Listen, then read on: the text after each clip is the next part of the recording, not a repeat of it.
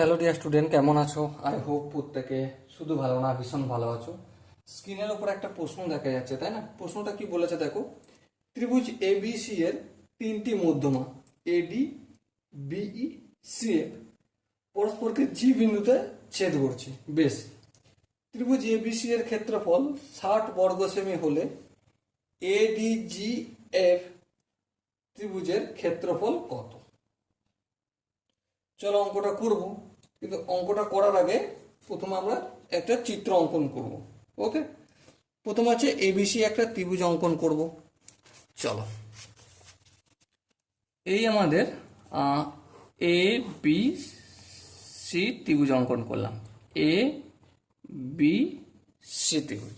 ওকে, এবারে এই যে এবিসি ত্রিভুজের এডি এডি মানে এই এ এখানটা হচ্ছে মধ্যবিন্দু ডি হবে, এই এডি মধ্যমা অঙ্কন করলাম। তারপর কি আছে বিই মানে এসি এর মধ্যবিন্দু ই হবে, জিনিসটা মনে রাখবে। এই ই হলো, আর সিএফ মানে এ বি এর মধ্যবিন্দু এফ হবে, আর এই আমাদের সিএফ কে যুক্ত করলাম। ওকে, যে বিন্দুটা যুক্ত হলো পরস্পরকে ছেদ করছে সেটা হচ্ছে নাম দিচ্ছি জি। বেশ, এবারে কি বলেছে, এ বি সি ক্ষেত্রফল হচ্ছে 60 স্কোয়ার সেন্টিমিটার।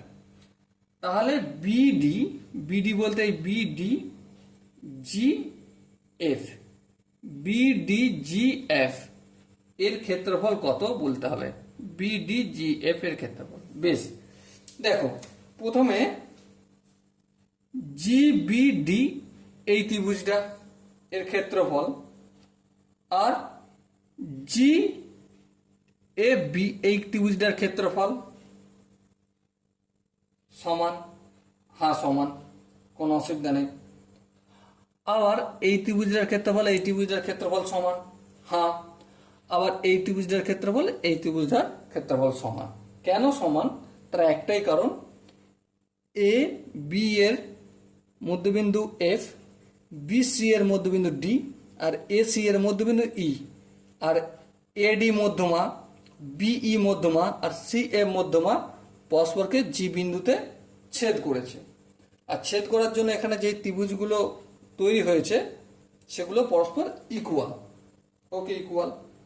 তার মানে একটা কথা, এই ত্রিভুজটার ক্ষেত্রফল মানে কি, ত্রিভুজ বিজিএফ এই ত্রিভুজটার ক্ষেত্রফল পুরো ত্রিভুজটা, এই যে ত্রিভুজ এ বি সি আছে এর 6 ভাগের 1 ভাগ। হ্যাঁ ঠিক, 6 ভাগের 1 ভাগ। তার মানে এইটার ক্ষেত্রফল কতটা? এটার ক্ষেত্রফল তো কোশ্চেনে বলে দিয়েছে 60 স্কোয়ার সেন্টিমিটার। তাহলে 1/60, 6 10 60, তাহলে 10 সেমি স্কোয়ার। হ্যাঁ, এবারে কোশ্চেনে আমাকে কি বলেছে? কোশ্চেনে দেখো আমাকে জিজ্ঞাসা করেছে বিডিজিএফ মানে এখানটার ক্ষেত্রফল আর এখানটার ক্ষেত্রফল কত। এখানটার ক্ষেত্রফল হচ্ছে 10, আবার এখানটার ক্ষেত্রফল 10। তাহলে কি হবে, বিডিজিএফ এর ক্ষেত্রফল সমান কত? ক্ষেত্রফল সমান কত? 2 × 10, তাহলে 20 সেমি স্কোয়ার হবে। ওকে, সো এখানে দেখো যে 4টা অপশন আছে, তার মধ্যে option C is the right answer. So dear student, I hope প্রত্যেকে বুঝতে পেরেছো। শুধু একটা কনসেপ্ট মাথায় রাখতে হবে, এই মধ্যমাগুলো যখন বিসি মধ্যমা ডি, মধ্যবিন্দু ডি, এ সি এর মধ্যমা হচ্ছে বিএফ, আর হচ্ছে এ বি এর মধ্যমা সিএফ, এই জিনিসটা একটু মাথায় রাখবে, মধ্যবিন্দুগুলো একটু মাথায় রাখবে। মাথায় রাখলেই কি বুঝতে পারবো, যারা যখন যেই বিন্দুতে পরস্পরকে ছেদ করছে না, এই তো জি বিন্দুতে ছেদ করছে, তো এখানে যে ত্রিভুজগুলো উৎপন্ন হচ্ছে সব বাই ইকুয়াল, সব বাই ইকুয়াল। এবারে ইকুয়াল ত্রিভুজ সেটা প্রমাণ করতে গেলে তো আমাকে মাথা খারাপ করতে হবে, বুঝতে হবে জিনিসটা যে এই ত্রিভুজটা এই ত্রিভুজের মধ্যে এই বাহুটার দৈর্ঘ্য এই বাহুটার দৈর্ঘ্য ইকুয়াল, এটা প্রথমে দেখাতে হবে। তারপরে এটা 90 ডিগ্রি, এটা 90 ডিগ্রি দেখাতে হবে, ঠিক আছে। আবার এই বাহুটা দুজনের মধ্যে ইকুয়াল হচ্ছে, তাহলে এই দুটো ত্রিভুজ কি সর্বসম ত্রিভুজ, এটা দেখাতে হবে, ঠিক আছে? সো এইসব গল্প অনেক আছে। তো এগুলো আমরা ক্লাস 9-10-এ শিখেছি, এক থিওরিটা প্রমাণ করার দরকার নেই, শুধু বিষয়টা জেনে রাখলেই হবে। Okay, so dear student, I hope এই টাইপের অঙ্ক পরবর্তীকালেও করতে হলে আশা করি প্রবলেম তোমাদের হবে না। আর যদি প্রবলেম না হয় তাহলে একটা লাইক, শেয়ার, সাবস্ক্রাইব দরকার। আর যদি বুঝতে কোনো জায়গায় অসুবিধা থাকে তাহলে কমেন্টে অবশ্যই জানাও।